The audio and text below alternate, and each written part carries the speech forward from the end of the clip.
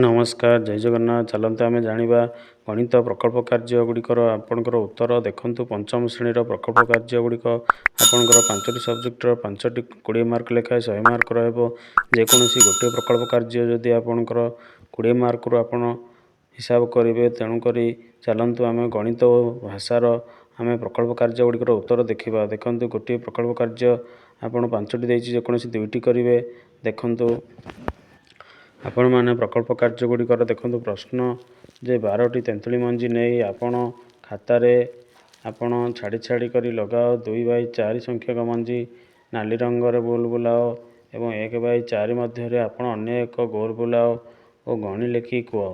तो चलतु यही प्रकल्प कार्य करने आपण मैंने कौन कौन आवश्यक कइया मंजी चित्र स्केच पेन कागज यह सब आवश्यक अच्छी। देखु प्रति प्रकल्प कार्य करने पूर्व आपणकर उपक्रमटी रखिए।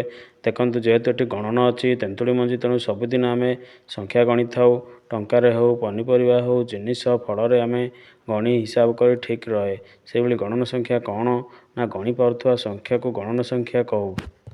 जेपरी 1 2 3 4 20 30 100 200 300 से भाई गणितक देखु बारंबार मिश्रण करवा गणवा भली आपण मैंने गुणी गुणी लिखिले हिसाब करी सहज हुए ताकू गुणितक कहतु।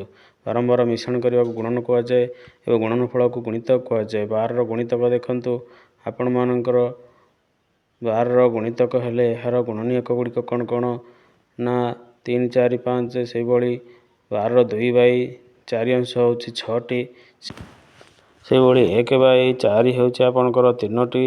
एगुड़िक आम चित्र करवा और तेंतुली मंजी संग्रह करी आपणकर कागज लगाइबे। देखु गोटे पिला 12टी जाक तेंतुली मंजीर चित्र करी ताको गोल करी 12टी माली कला 12टी जाक माली रे सजाइला।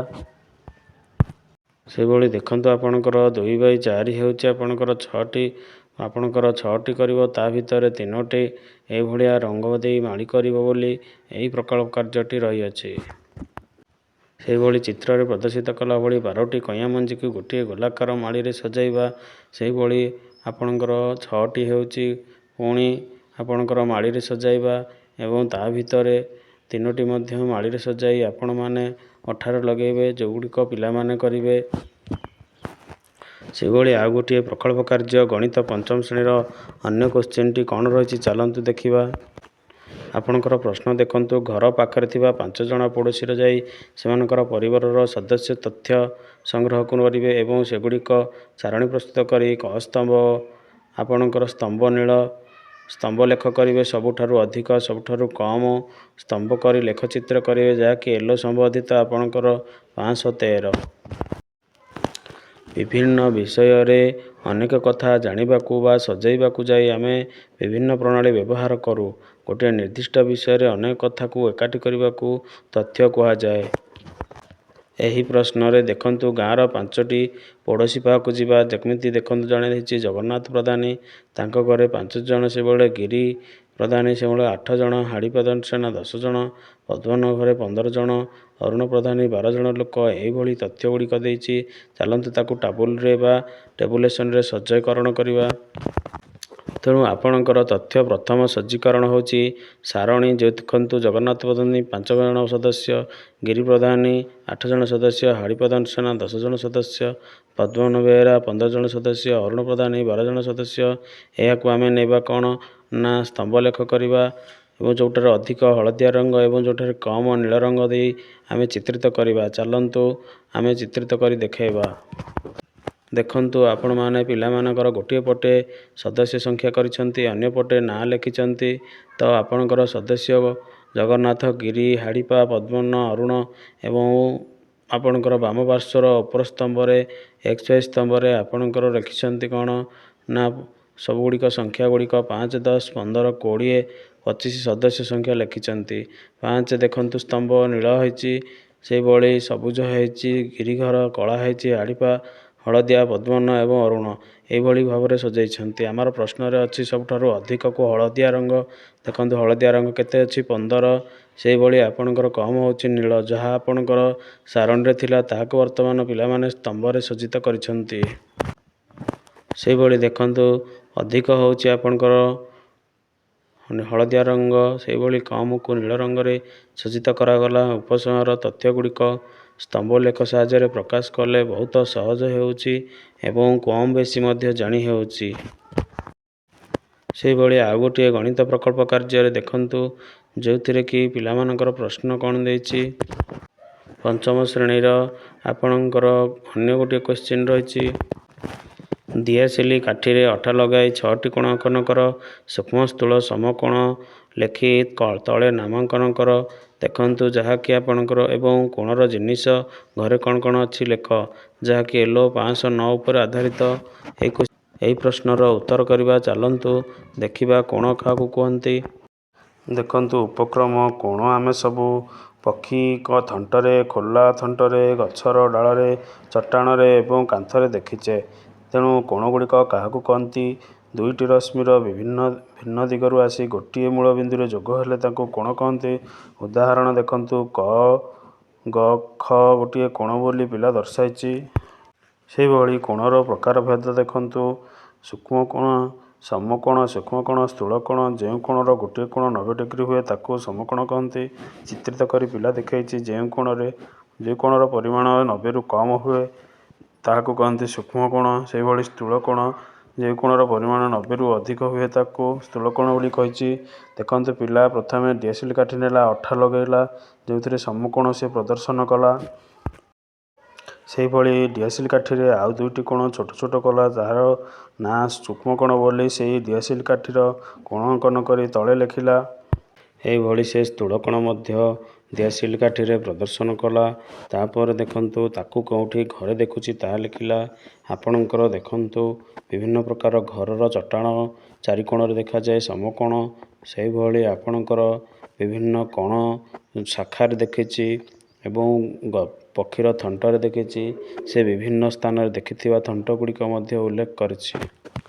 ଶେଷରେ ପିଲାଟି ଦେଖନ୍ତୁ କୋଣ ଆମେ ସବୁ ଦେଖିଥାଉ ଗଛ ଡାଳରେ, ଖୋଲା ପକ୍ଷୀ ଥଣ୍ଟରେ, ଆଲମିରାରେ, ବାକ୍ସରେ, ଟେବୁଲରେ ଏବଂ ଏହି ସୂକ୍ଷ୍ମ କୋଣ, ସ୍ଥୂଳ କୋଣ ଆପଣମାନେ ଦେଖିଥିବାର ସେ ଲେଖିକି ଉଲ୍ଲେଖ କରିଛି। ସେହିଭଳି ଦେଖନ୍ତୁ ଭାଷା ପ୍ରକଳ୍ପ ପାଇଁ ଆପଣଙ୍କର ପଞ୍ଚମ ଶ୍ରେଣୀର ଗୋଟିଏ ପ୍ରଶ୍ନ ଦେଖନ୍ତୁ। ତୁମ ଅଞ୍ଚଳର ଗୋଟିଏ ପାଳିତ ହେଉଥିବା ଯେକୌଣସି ପର୍ବ ବିଷୟରେ 3 ଜଣଙ୍କଠାରୁ ପଚାରି ଲେଖି ତଥ୍ୟ ସଂଗ୍ରହ କର ବୋଲି କହିଛି। ତେଣୁ ପିଲାଟି କ'ଣ କରିଛି ଚାଲନ୍ତୁ ତାର ଉତ୍ତର ଦେଖିବା। ଦେଖନ୍ତୁ ପିଲାଟି ଉପକ୍ରମ ଲେଖିଛି। ମଣିଷ ଗୋଟିଏ ସାମାଜିକ ପ୍ରାଣୀ। ସେ ଖୁସିରେ ରହିବାକୁ ଚାହେଁ, ସେଥିପାଇଁ ପର୍ବପର୍ବାଣି ପାଳନ କରେ। ଆମେ କୃଷି, ବନ୍ୟ, ସାମାଜିକ ପର୍ବ ପାଳନ କରିଥାଉ। ପର୍ବ କ'ଣ ଲେଖିଛି? ପର୍ବ ଲେଖିଛି କୃଷି ବା ଚାଷ ପୂର୍ବରୁ ବା ପରେ ଏକା ସାଙ୍ଗରେ ଗାଁ ଲୋକ ମଉଜ କରନ୍ତି, ପର୍ବ ପାଳନ କରୁ। ଆମ ଅଞ୍ଚଳରେ ଘଣ୍ଟ ପର୍ବ, ନୂଆଖାଇ, ହୋଲି, ଗଣେଶ ପୂଜା କରୁ ବୋଲି ପିଲାଟି ଉଲ୍ଲେଖ କରିଛି। ପର୍ବ କହିଲେ ଦେବତା ପୂଜା ମଧ୍ୟ ବୋଲି ସେ ଲେଖିଛି। ତା ସହିତ ସେ ମୁଖ୍ୟ ପର୍ବଟି କ'ଣ ବୋଲି ଉଲ୍ଲେଖ କରିଛି। ଆମ ଅଞ୍ଚଳରେ ଚାଷ ପର୍ବ ନୂଆଖାଇ, ଆମ ଅଞ୍ଚଳରେ ବଣଦେବତା ଘଣ୍ଟ ପର୍ବ ହୁଏ ବର୍ଷକୁ ଥରେ, ଭାଦ୍ରବ ପଞ୍ଚମୀରେ, ଚତୁର୍ଥୀରେ, ଗଣେଶ ପୂଜା ପରଦିନ ନୂଆଖାଇ କରୁ ବୋଲି ସେ ଉଲ୍ଲେଖ କରିଛି। ଆଜି ଆମେ ନୂଆଖାଇ ବିଷୟରେ 3 ଜଣଙ୍କୁ ପଚାରି ଲେଖିବା ବୋଲି ମଧ୍ୟ ଉଲ୍ଲେଖ କରିଛି। ଦେଖନ୍ତୁ ପିଲାଙ୍କଠୁ ସେ ଗାଁ ଲୋକଠୁ ପଚାରି ଲେଖିଛି। ପ୍ରଥମ ଲୋକଠାରୁ ସେ ଜଗନ୍ନାଥ ପ୍ରଧାନୀ, ତାଠୁ ପଚାରି ଲେଖିଛି ନୂଆଖାଇ। ସେ କହିଥିଲେ ଯେ ନୂଆଖାଇ ହେଉଛି ଚାଷ ଅମଳର ପର୍ବ। ଆମେ ନୂଆଖାଇ ନୂଆ ଲୁଗା ପିନ୍ଧି ବିଲକୁ ଯାଇ ପୂଜା କରୁ, ଗାଁରେ ପିଠାପଣା କରୁ, ବଡ଼ ଲୋକକୁ ଜୁହାର କରୁ ଏବଂ ସାନ ଲୋକଙ୍କୁ ସ୍ନେହ କରୁ ବୋଲି ସେ ପ୍ରଥମ ଲୋକଠାରୁ ପଚାରି ଲେଖିଛି। ସେହିଭଳି ଗାଁ ଲୋକ ମିଶି ନାଚ ଗୀତ କରୁ, ବାଜା ବଜାଇ ସମସ୍ତେ ଗ୍ରାମ ଦେବୀ ପୂଜା କରୁ, ସମସ୍ତେ ଏକାଠି ରହିବାକୁ ଭଲ ପାଉ। ସେହିଭଳି ଦ୍ୱିତୀୟ ଲୋକ ଗିରିଧାରୀ ପ୍ରଧାନୀ ବୋଲି ତାଙ୍କଠୁ ସେ କ'ଣ ପଚାରି ଲେଖିଛି ନା ଦ୍ୱିତୀୟ ଲୋକ କହିଲା ଘର ସଫାସୁତୁରା କରୁ, ନୂଆଖାଇରେ ବାଜା ପୂଜା ସାମଗ୍ରୀ କିଣା ହୁଏ, ନୂଆଖାଇ ପୋଷାକ କିଣା ହୁଏ, ପିଠାପଣା କରି ଗ୍ରାମ ଦେବୀ ପୂଜା କରୁ, ମିଳିମିଶି ନାଚ ଗୀତ ଗାଉ ବୋଲି ସେ ଦ୍ୱିତୀୟ ଜଣଙ୍କଠୁ ମଧ୍ୟ ପଚାରି ଲେଖିଲା। ତୃତୀୟ ଲୋକଠୁ ପଚାରିଲା କ'ଣ ଦେଖନ୍ତୁ, ଯେ କି ପଦ୍ମନ ବେହେରାଠୁ। ଗାଁ ଲୋକ ଏକାଠି ନୂଆ ଧାନରୁ ଚୂଡ଼ା ତିଆରି କରି ଭୋଗ ଦେଇ ସେଇକୁ ଗ୍ରାମ ଦେବୀକୁ ପୂଜା କରେ ଏବଂ ସମସ୍ତେ ଏକାଠି ମିଶି ଖାଆନ୍ତି ବୋଲି ସେ ଉଲ୍ଲେଖ କରିଛି। ନାଚ ଗୀତ କରୁ, ନୂଆ ଫସଲ ଅମଳ କରୁ, ଗ୍ରାମ ଦେବୀକୁ ପୂଜା କରୁ, ଏହିଭଳି ସେ ଦ୍ୱିତୀୟ ଜଣଙ୍କଠୁ ମଧ୍ୟ ସେ ପଚାରି ବୁଝି ଏହିସବୁ ଗୁଡ଼ିକ ସେ ଲେଖିଛି। ସେହିଭଳି ଚାଲନ୍ତୁ ଦେଖନ୍ତୁ ଆଉ ଗୋଟିଏ ଭାଷା କୋଶ୍ଚିନ୍ର ପ୍ରକଳ୍ପ କାର୍ଯ୍ୟର ଦେଖନ୍ତୁ ପଞ୍ଚମ ଶ୍ରେଣୀ ପାଇଁ ଖୁଲଣ ଦାଣ୍ଡ ସେନା ବୋଲି ପିଲାଟି ଲେଖିଛି ଯେ ତୁମ ଅଞ୍ଚଳରେ କେଉଁ ସବୁ କାର୍ଯ୍ୟ ମିଳିମିଶି କରନ୍ତି ସେଥିମଧ୍ୟରୁ ଗୋଟିଏ କାର୍ଯ୍ୟକୁ ବର୍ଣ୍ଣନା କର। ତ ପିଲାଟି କ'ଣ ବର୍ଣ୍ଣନା କରିଛି ଚାଲନ୍ତୁ ତାର ଉତ୍ତର ଗୁଡ଼ିକ ଦେଖିବା। କ'ଣ ହେଉଛି ସେମାନଙ୍କର ଗୋଟିଏ କାର୍ଯ୍ୟ ଯାହାକି ଗାଁରେ ମିଳିମିଶି କରନ୍ତି। ସେଥିରେ ସେ ଉପକ୍ରମ ଦେଇଛି ଗାଁରେ ରହିଲେ ଭାଇ ଭାଇ ମିଶି ରହିବାକୁ ହୁଏ। ଗାଁରେ ଏଇ ଭାଇଚାରା ସବୁ ଏକାଠି ହୁଅନ୍ତି। ଏକାଠି ରହିଲେ ବିପଦ କି ଏବଂ ଆପଦରେ ସେମାନେ ସହଜରେ ମିଳିମିଶି ରୁହନ୍ତି। ମିଳିମିଶି ରହିଲେ ଆମର ଏକତା ବଢ଼େ। ଏହି ଏକତାକୁ ଜାତୀୟ ଏକତା କୁହାଯାଏ।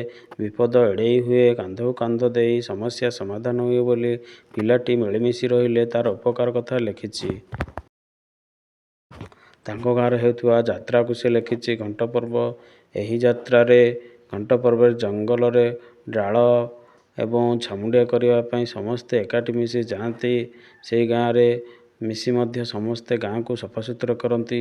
ପୂଜାରୀ କଥା ମାନି ଗାଁରେ ପୂଜା ହୁଏ। ସମସ୍ତେ ନୂଆ ପୋଷାକ ପିନ୍ଧନ୍ତି। ନିଜେ ନିଜେ ବେଶ ହୋଇ ନାଚନ୍ତି। ସମସ୍ତେ ନାଚ ଏକାଠି ଦେଖନ୍ତି। ଗାଁରେ ବାଜା ବାଜେ, ମଉଜ ହୁଏ, ଭୋଜିଭାତ ହୁଏ। ଏହିସବୁ ଏକାଠି ମିଳିମିଶି କରନ୍ତି ବୋଲି ସେହି କାର୍ଯ୍ୟରେ ପିଲାଟି ଉଲ୍ଲେଖ କରିଛି। ସଂହାରରେ ସେ ଲେଖିଛି ଗାଁର ଘଣ୍ଟ ପର୍ବ ଏକାଠି କାମ କରେ। ଛୁଆ ପିଲା ବଡ଼ ମିଳିମିଶି କାମ କରନ୍ତି ଯାହାଫଳରେ କାର୍ଯ୍ୟଟି ସହଜରେ ଓ ଶୀଘ୍ର ହୁଏ ଏବଂ ସମସ୍ତଙ୍କ ପାଇଁ ମଙ୍ଗଳ ହୁଏ।